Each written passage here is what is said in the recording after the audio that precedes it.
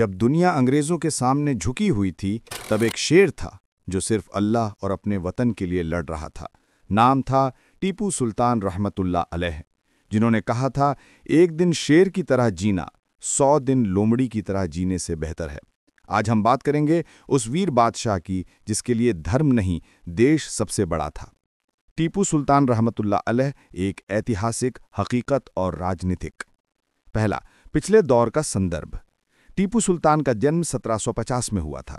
उनके पिता हैदर अली मैसूर के सुल्तान थे।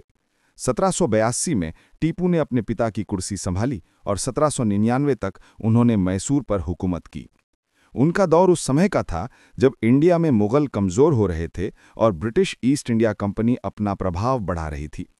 टीपू ने ब्रिटिश के खिलाफ 4 एंग्लो मैसूर जीते। उनका सबसे बड़ा सपना था अंग्रेजों को भारत से निकालकर एक आजाद हिंदुस्तान बनाना। उनके लिए धर्म से ज्यादा महत्वपूर्ण था अपना मुल्क और अपनी आजादी। दूसरा, आज की राजनीति में टीपू सुल्तान पर आरोप।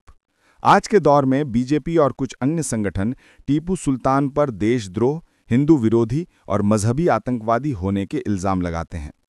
उनके कहने का तात्पर्य है कि टीपू ने हिंदू धर्म के मंदिरों को तोड़ा, लोगों को जबरदस्ती मुसलमान बनाया और अपने राज में धर्म के नाम पर अत्याचार किया। लेकिन कुछ अन्य इतिहासकार और इस्लामिक स्कॉलर्स कहते हैं कि टीपू सुल्तान के खिलाफ ये इल्जाम आधे सच और आधे राजनीतिक प्रोपेगेंडा हैं, क्योंकि टीपू ने खुद कई हिंदू मंदिरों को दान दिया और हिंदू अफसरों को उच्च पदों पर रखा। तो सच क्या है, इसका जवाब समझने के लिए उनका पूरा जीवन और राजनीति देखनी पड़ती है। तीसरा, टीपू सुल्तान का राज और नीति। टीपू सुल्तान एक स्ट्रांग और विजनरी रूलर थे। उन्होंने अपने राज में कई बड़े रिफॉर्म्स किए। उन्होंने रॉकेट टेक्नोलॉजी का इस्तेमाल सबसे पहली बार इंडिया में किया। ब्रिटिश के खिलाफ उन्होंने फ्रेंच से हाथ मिलाया। उन्होंने अपने राज में जमीन और टैक्स सिस्टम में सुधार किया। उन्होंने मुस्लिम और हिंदू दोनों अफसरों को सरकार में जगह दी। टीपू सुल्तान ने मैसूर को एक मॉडर्न और मिलिट्री शक्ति बना दिया था। चौथा, हिंदू धर्म के प्रति टीपू सुल्तान के विचार। यह सबसे ज्यादा विवादित टॉपिक है।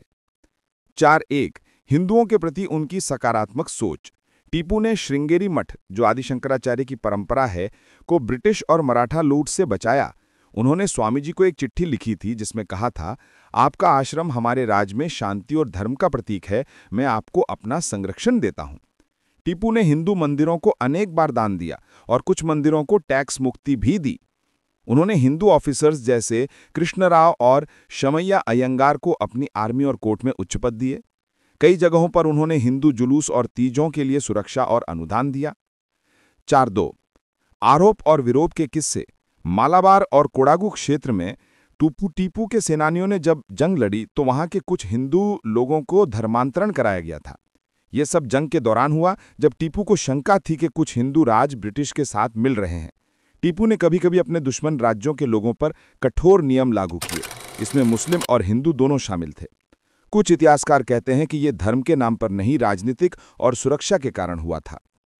5वां, टीपू सुल्तान का आजादी का आंदोलन। ब्रिटिश उस समय इंडिया में अपना साम्राज्य बढ़ा रहे थे। टीपू ने उनके खिलाफ एंग्लो मैसूर युद्ध लड़कर उन्हें रोकने की पूरी कोशिश की। उन्होंने लिखा था, मैं एक दिन शेर की तरह मरना पसंद करूंगा, ना कि 100 दिन लोमड़ी की तरह जीना। 1799 में श्रीरंगपट्टनम की लड़ाई में टीपू ने अपनी जान दे दी, ब्रिटिश के खिलाफ लड़ते हुए। अंग्रेजों ने उनकी लाश देखकर भी कहा, he died a true soldier. इसलिए कई इतिहासकार उन्हें भारत के पहले फ्रीडम फाइटर के रूप में भी याद करते हैं। 6वां, आज का राजनीतिक विवाद। आज कर्नाटक और दक्षिण भारत में टीपू सुल्तान एक डिवाइड लाइन बन गए हैं। बीजेपी के नेता उन्हें हिंदू विरोधी और अत्याचारी कहते हैं। जब कांग्रेस सरकार ने टीपू जयंती मनाई तो इस पर भारी विवाद हुआ। एनसीईआरटी की नई हिस्ट्री बुक्स में टीपू का चैप्टर हटा दिया गया, जिस पर भी राजनीतिक हंगामा हुआ। कुछ हिंदू समुदायों जैसे कोडवा और नैयर लोगों के परिवार उनके राज में हुए अत्याचारों को याद करते हैं, लेकिन मुस्लिम और सेक्युलर लोग उन्हें टाइगर ऑफ मैसूर, एक एंटी ब्रिटिश नेशनलिस्ट के रूप में देखते हैं। 7वां, टीपू और हिंदू धर्म के संबंध का मूल विश्लेषण। अगर हम न्यूट्रल नजरिए से देखें तो टीपू सुल्तान एक मजहबी फैनाटिक नहीं थे, बल्कि एक पॉलिटिकल स्ट्रेटेजिस्ट थे। उन्होंने रिलीजन को कभी कभी राजनीति में उपयोग किया, लेकिन उनका असली उद्देश्य था मैसूर की रक्षा और ब्रिटिश के विरुद्ध लड़ाई। हिंदू धर्म के प्रति उनका विचार कुछ इस प्रकार समझा जा सकता है। 1. धार्मिक सहिष्णुता, उन्होंने मंदिरों को अनुदान दिया।